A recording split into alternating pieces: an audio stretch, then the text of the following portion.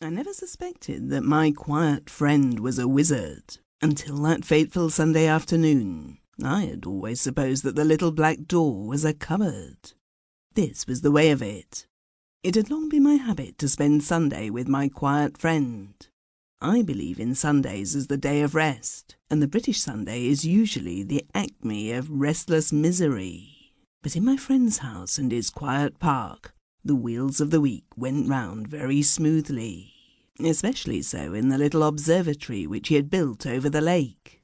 It had no door upon the landward side, but a quay ran within it and beneath, so that entering by boat, one found oneself at the foot of a small spiral staircase, narrow and dark, which led one out into a bright room, windowed on every side, at a height of near 50 feet from the water. So large and lofty was the room, so narrow seemed the tower, that I may surely be excused for having thought that the little black door in the east was but a shallow cupboard. Many a Sunday had passed pleasantly within this room. Now we would read, now play chess or cards, or now he would play upon the violin, when our morning sport among the trout was over. It was our custom to broil the fish over a clear fire, and to eat it with bread and the fruit of his beautiful orchards, while certain goodly vintages refreshed us with their subtle enthusiasm. I should like you to picture my friend. He was still young, pale and slim, with a certain remote beauty dwelling lively on his cheeks, deep in his eyes.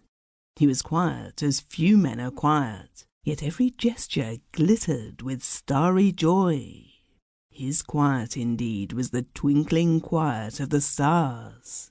Upon this fatal Sunday afternoon, as we played chess together, I noticed thrice that his attention wandered to the clock with grave inquiry.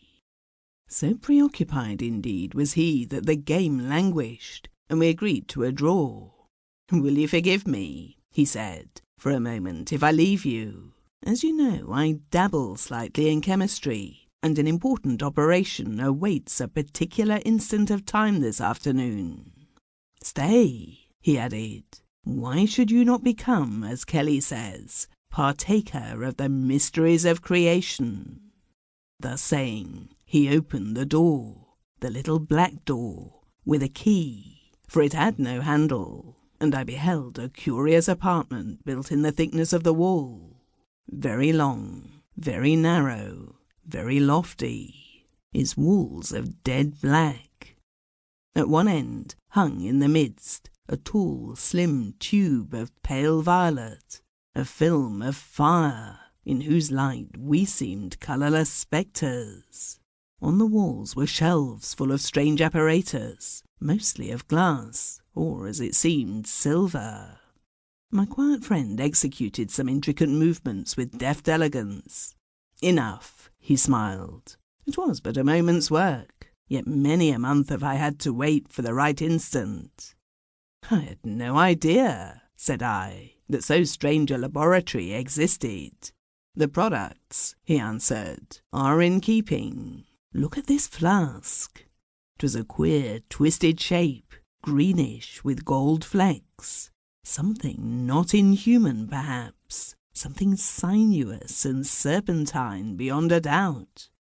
"This liquor," he continued as we moved back into the other room, "is made by taking pure mercury and exposing it in a certain manner to the action of the sun and of the air. The fire then passes over it, and it is ready to receive the influence of the constellation of Virgo and of Saturn the planet. Thus it grows exceedingly dark. Yet at the end, behold!" He placed a drop upon the palm of his hand. 'Twas a drop of purest opal, flashing with many tints, self-luminous. A light smoke floated up from it into the still air. A moment, and it was vanished altogether. "'Tis a volatile drug," explained my friend. "Even now I am at work upon it, that I may fix it, but the task is passing hard." "What is its name?" I asked.